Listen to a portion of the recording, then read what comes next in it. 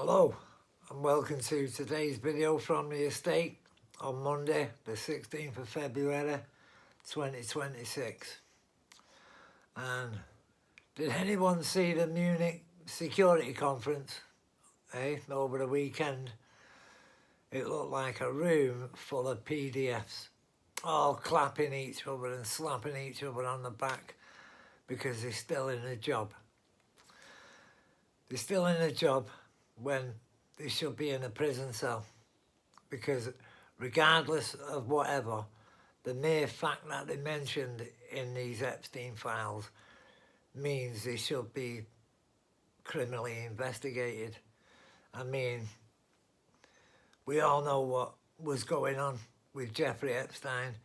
We're all quick enough to condemn him for trafficking children, young boys, young girls. He's already been convicted, not once.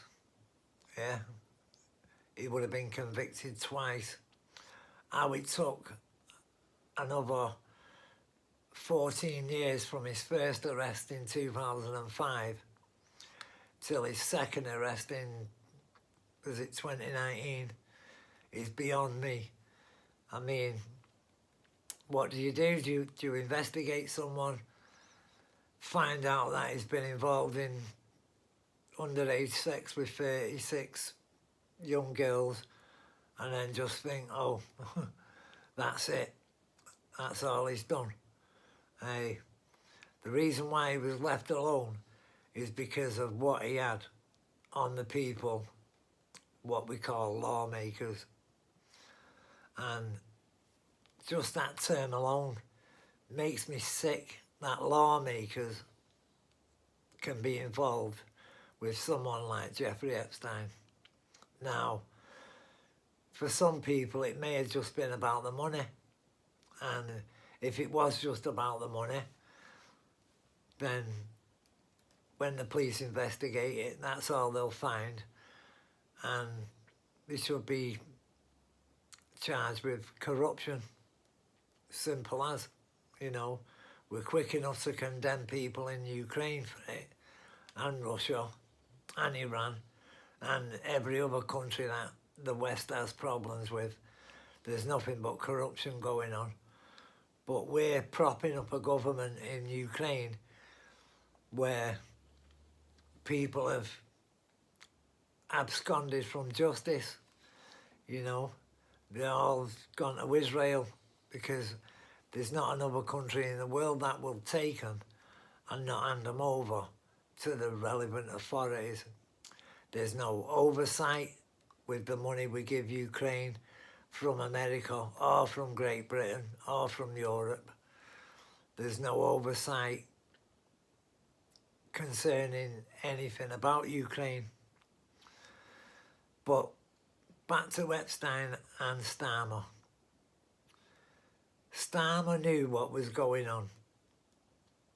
Even if it's not 2008, which I believe is where it all came, knowledge to Starmer.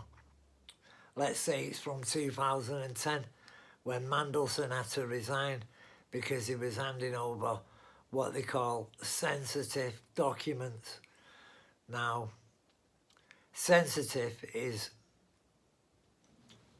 a word that they use instead of secret, because if they say secret, then they're a spy, and whether they're a commercial spy or a national spy, it's irrelevant, because just committing that kind of offence, it's a prison sentence.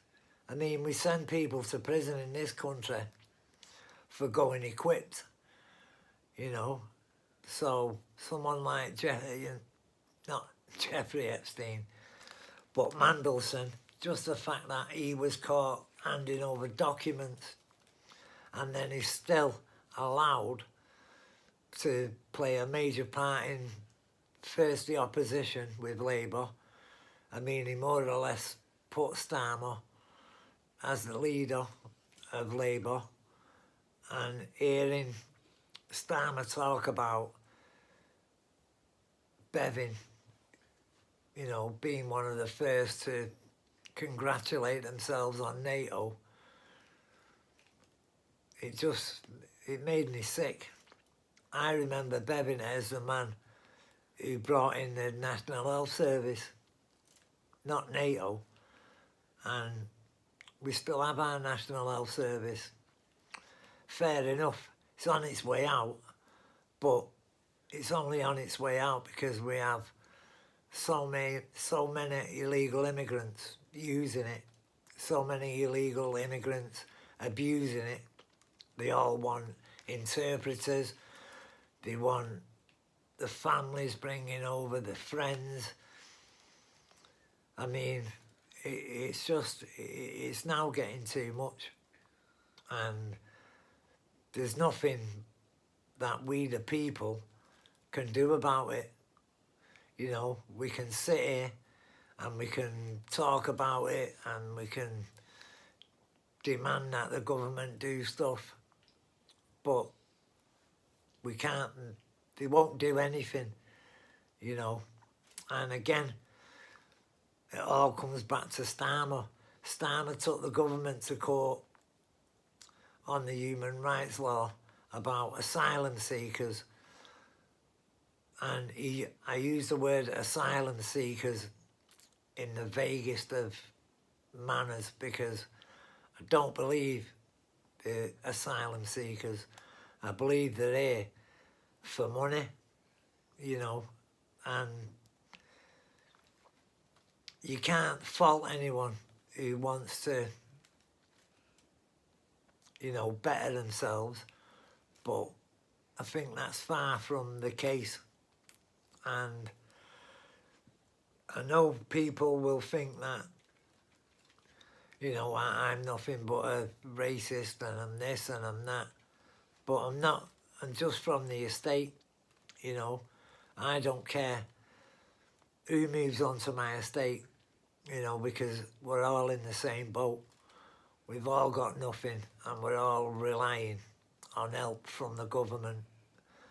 Now, when that help starts being eroded because people like Starmer and his cabinet seem to think it's all right to allow people to enter this country illegally, and even as an asylum seeker, it is illegal to enter a country without paperwork. So anyone who comes to this country to better their lives, why can't they do it legally?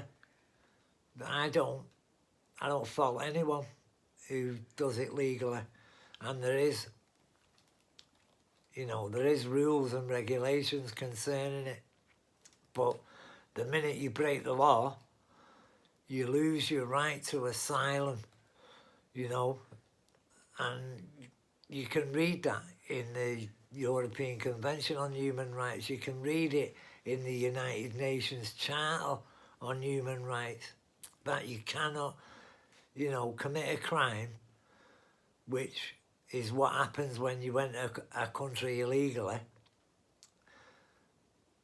Your right to asylum has gone. So these are not asylum seekers now. They then become an illegal immigrant, and illegal immigrants should be sent back to the country of origin. Now, that's why paperwork is destroyed. They don't want to go back to their own country, you know. So if they're not willing to give the right details, then how do we know that what they're saying is correct? If I get arrested, I have to give my correct details. If I want to go on holiday abroad, I have to give my correct details. If I want to go and live somewhere else, I have to give my correct details, because it needs to be checked. Yeah, it's all right for some, but not all right for others. So, I don't know. But we're losing the point here. We're talking about Starmer, the Munich Security Conference, and a lot of them slapping each other on the back, giving a not far short of a standing ovation. How can you give Starmer 5 minutes of clapping when he just talked utter nonsense? Even I know we're not capable of doing anything that he said. You know, he was talking like we can build up our military capability overnight. I mean, it took us years in the Second World War to do it, even though people were joining, you know, and being conscripted into the army on a daily basis. You know, it still took years. It took years for Russia to do what they did in the Second World War. It took Germany years to build up their military capability to, you know, to go to war. So what he was saying was just nonsense. And yet he got a more or less standing ovation. And then let's talk about the von der Leyen. You know, the more I see her, the more I see her performing like Hitler, you know, clenching her fists. She more or less was banging the podium. We need to do this. Russia, Russia, Russia. You know, we're the people who suffer.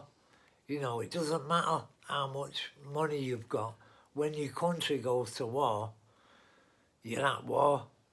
And maybe the people from where I live, council estates, we're the first ones conscripted, you know, and then eventually you get to the people with money, and we're all going to die on the same battlefield, you know. We might win the war, and if you're lucky, you'll survive. But I don't want to go to war with Russia or China. I don't want to go to war with anyone. I mean, I'm nearly 60, so I'm not being conscripted or having to join up. But you never know. They've changed. Sweden, is it 65? You can still be sent to the army.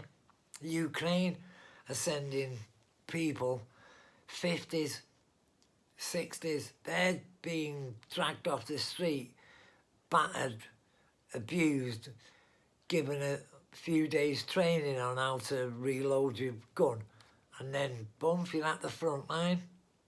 First chance they get, they're gone. But the worst part is they're gone with the weaponry they're given. So what happens then? Where do all these guns go?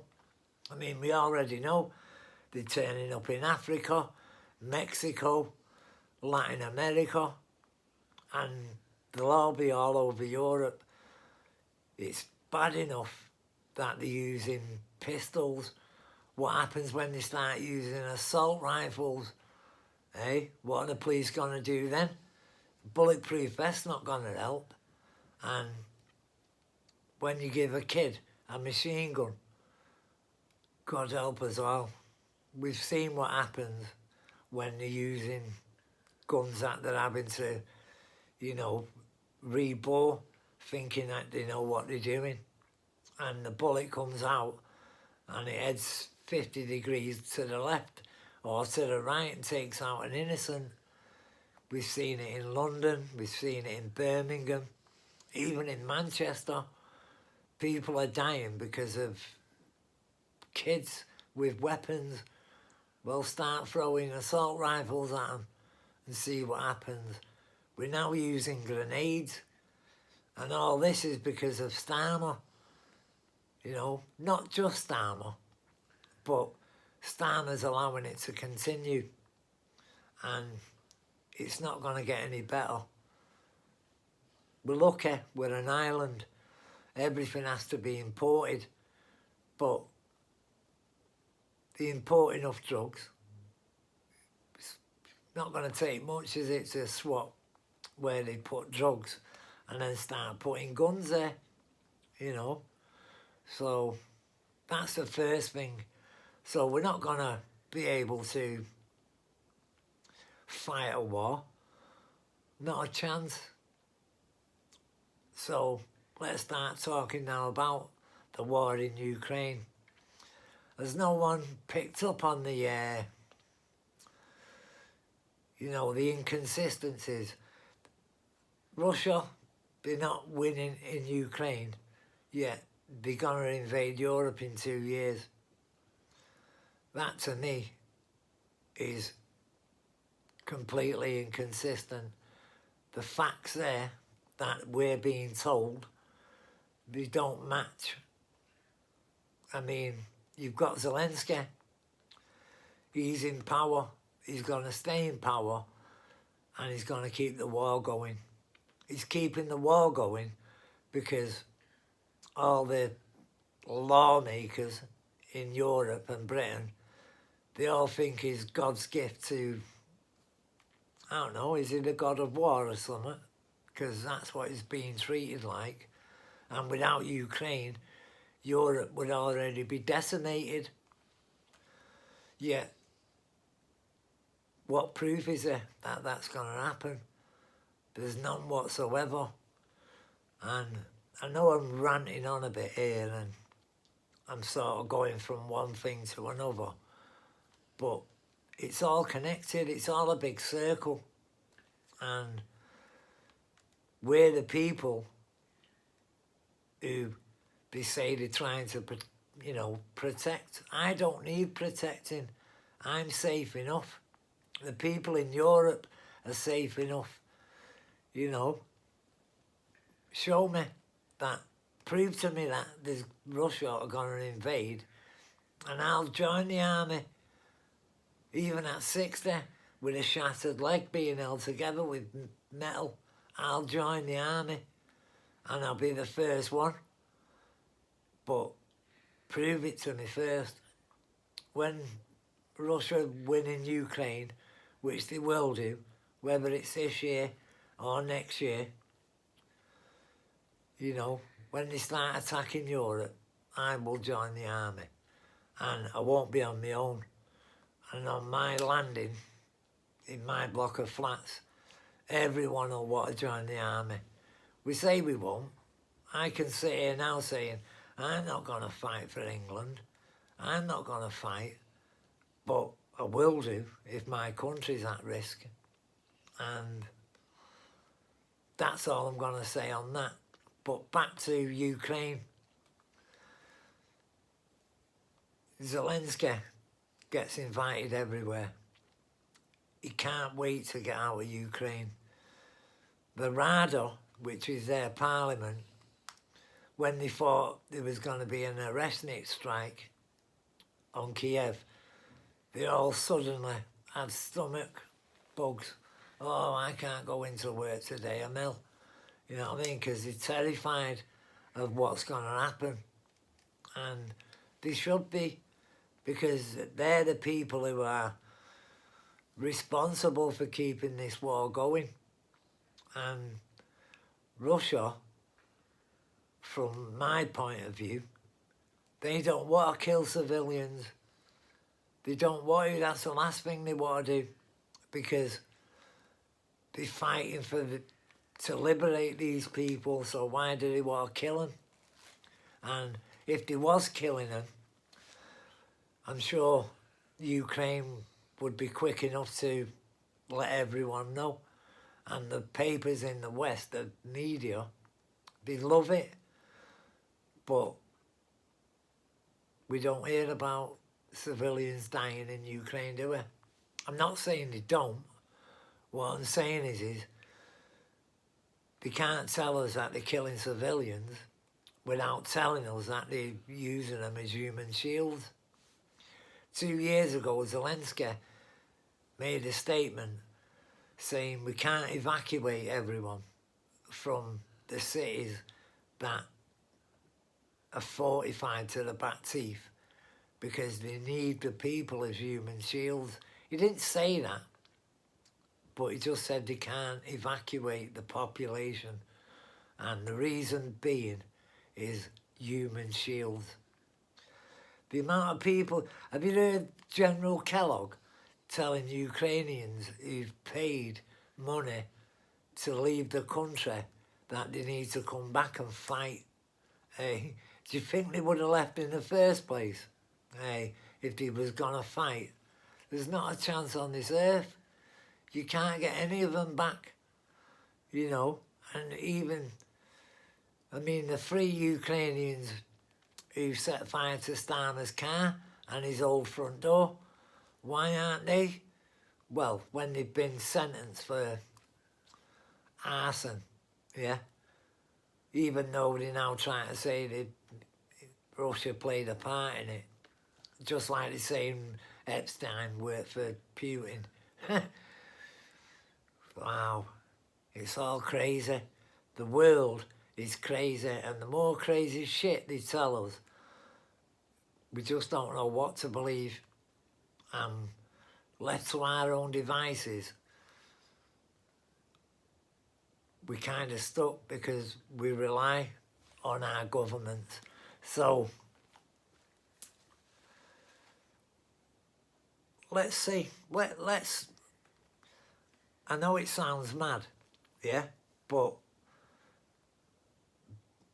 Europe, yeah, and the UK, and I do believe that from the way I heard Ursula von der Leyen, the way she was talking, that the ties between Europe and the UK are closer than they was when we were in Europe.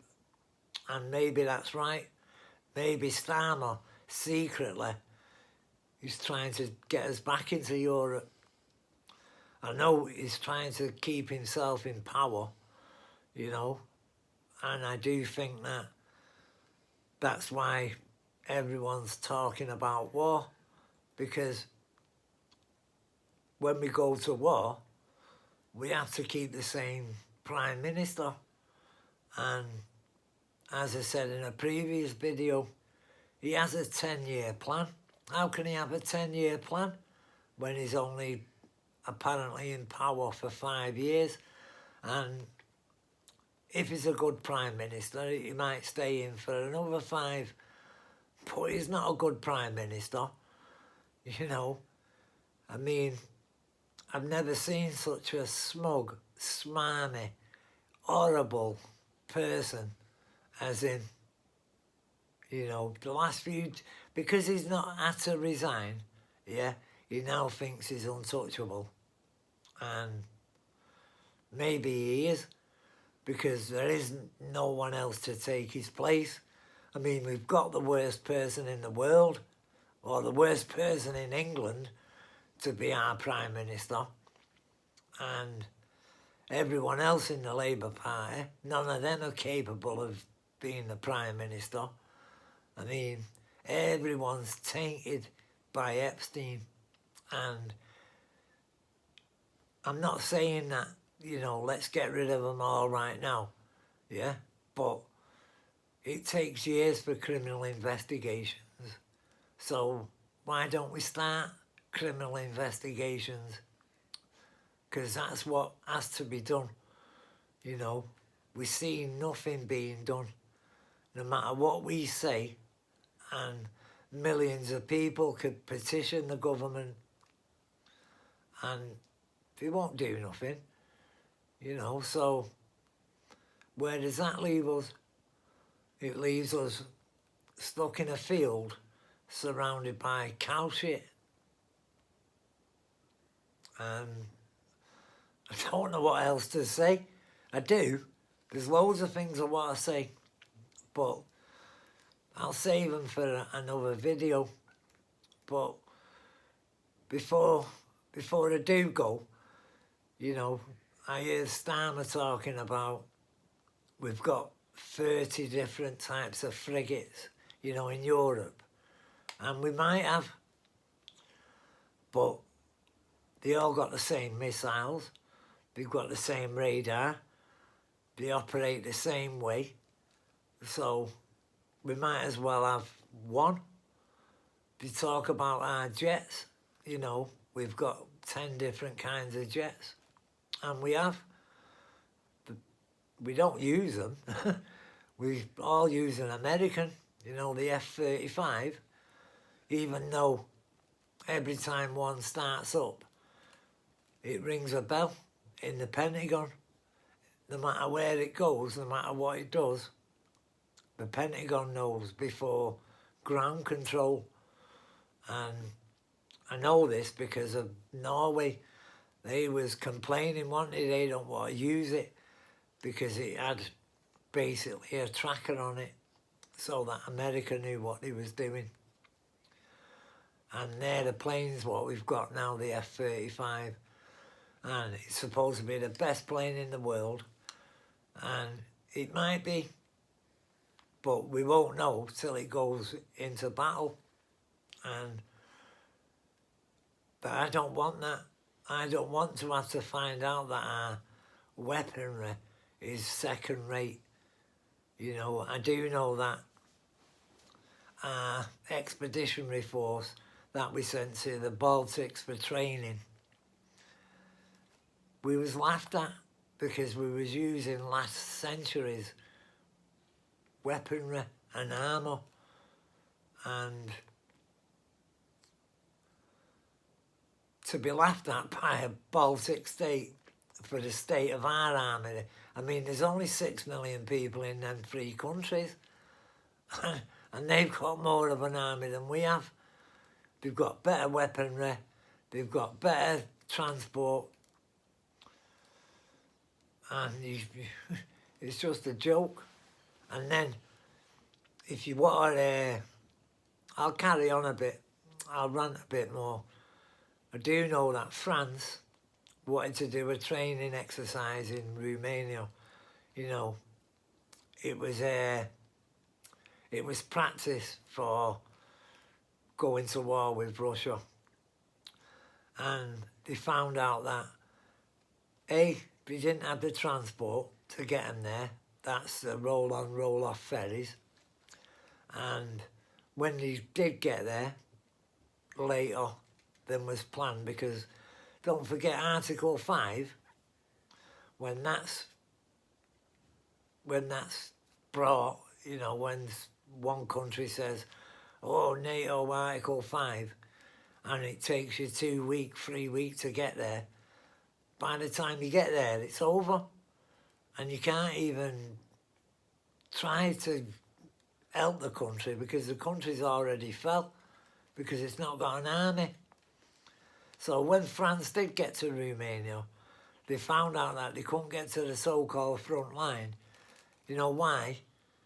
Because they didn't have the bridges for them to cross rivers, and the bridges they had, they couldn't even drive an Arctic across, let alone a tank, you know. And that's the state of NATO. No matter how much we spend on it, even if we give Ursula von der Leyen the 800 million today, 800 billion, all she'd do is start pocketing it, you know, and then she'd start handing it out to her mates, you know what I mean? And that's what they're all like. They're all corrupt. They're all not worth a toss. They all lie. And the worst part about it is they believe their own lies. How can, I mean, when you lie, you know you're lying. And if you start believing your own lies, that's the worst sign of madness. You know what I mean? Hey, it has to be. Believing your own bullshit. It's crazy. Absolutely crazy. But again, watch your speech. Do yourself a favour and watch her speech, and you'll see her. She's trying not to. Yeah, you can see her trying to stop herself from banging on the podium and clenching her fists. But it took force of will to stop her. But she's behaving like she's a dictator. She's behaving like she has the final say on other countries' sovereignty. And she's not. You know, she brought out a few lines from the 70s. This is what she said, yeah? And when she said the Reichstag, I thought she was talking about Hitler times. I can't believe that Germany still has the Reichstag, you know. And Germany, wow, we give them an army. They won't go and fight Russia. They'll fight Russia once they've fought everyone else. That's what they did. That's what they'll do. And it's what they always do. The wars in Europe, they go back centuries. I mean, the French that came to Britain with William the Conqueror were fighting the French. Yeah, in France, we have you know, Brittany. It's called Brittany because it was once British, and we was fighting over it. You know, the Battle of Agincourt, that was over land and over money.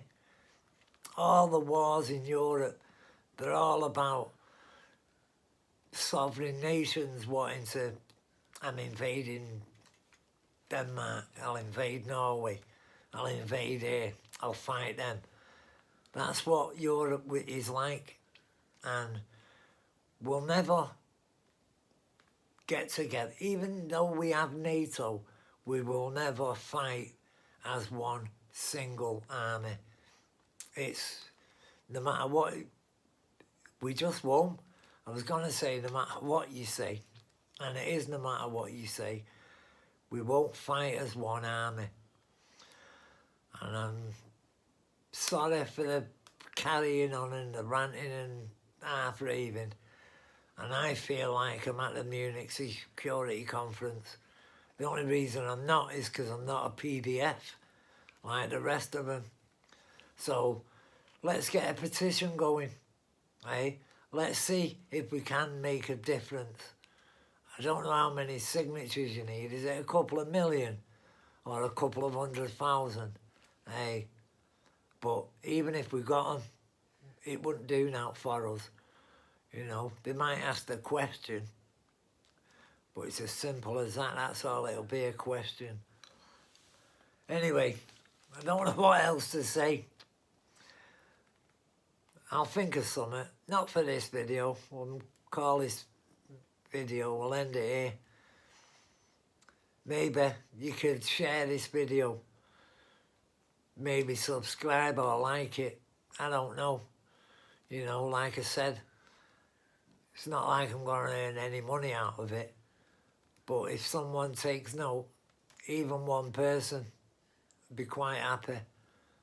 So, do us all a favour. Like, subscribe and share. And watch the Munich Security Conference. Because you'll see it. You'll see what the people who are supposedly our lawmakers, what they're doing. They talk about tech. We have no tech in Europe. The only thing we have is all American. So that's out the window. Armament, all American. Everything we need, all we want, all we've got, it's all American. And guess what he's talked about? As joining and fighting together in Afghanistan. That was Keir Starmer. Couldn't talk about Iraq because Iraq was an illegal war, but NATO was involved in that. It wasn't just the British and the Americans, it was NATO. So it shows you what they are, you know. They're nothing but liars, cheats, deviants, and every other word you can think of that I can't say. But let's leave it there, and hopefully I'll see you tomorrow sometime. Take care and goodbye, and watch the Munich Security Conference. Even just certain speeches, you'll see it for what it is. Thanks for watching today's video, and hopefully I'll see you tomorrow. Take care.